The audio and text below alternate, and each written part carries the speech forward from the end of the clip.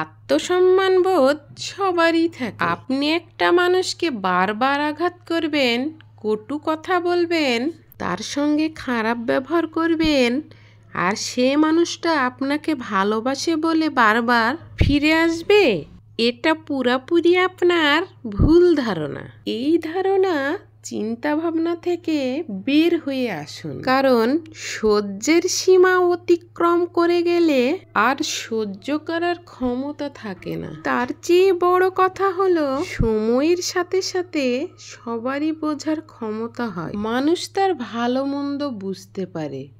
মানুষ বুঝতে পারে কোনটা ভালোবাসা আর কোনটা অমর্যাদা, অবজ্ঞা, কোনটা অবহেলা। ভালোবাসা হলো আত্মতৃপ্তি এবং আত্মমর্যাদার জায়গা। আর সেখানেই যদি আপনি বারবার অবহেলিত হন, আপনার আত্মসম্মান বারবার বিসর্জন দিতে হয়, সেটা কখনো ভালোবাসা হতে পারে না। প্রাকৃতিকভাবে বিপরীত লিঙ্গের মানুষের যেমন একে অপরের প্রতি টান থাকে, সেটা হতে পারে। সেখানে কোনো ভালোবাসা নেই, সেখানে রয়েছে একে অপরের প্রতি দৈহিক টান।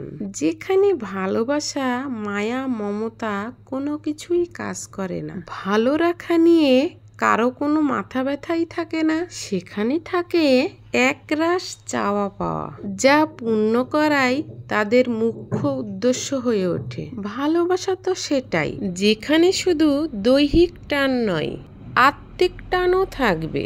একে অপরের প্রতি শ্রদ্ধা, সম্মান, ভালোবাসা তো থাকবেই।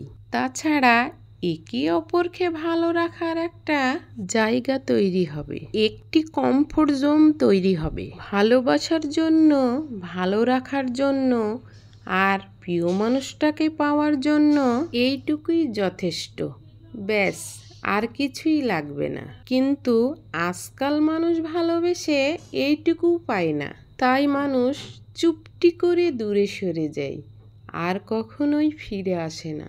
কারণ আত্মমর্যাদা বিসর্জনের চেয়ে দূরে সরে যাওয়াটাই ভালো।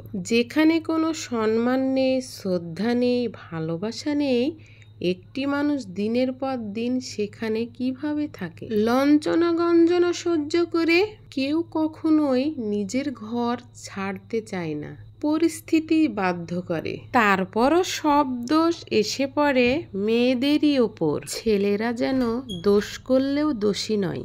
আমরা মেয়েরা লাঞ্ছনা গঞ্জনা সহ্য করে থাকলেও সব দোষটা এসে আমাদের ওপরই পড়ে। সেজন্যে কিছু কিছু মানুষ একবার চলে গেলে আর ফিরে আসে না।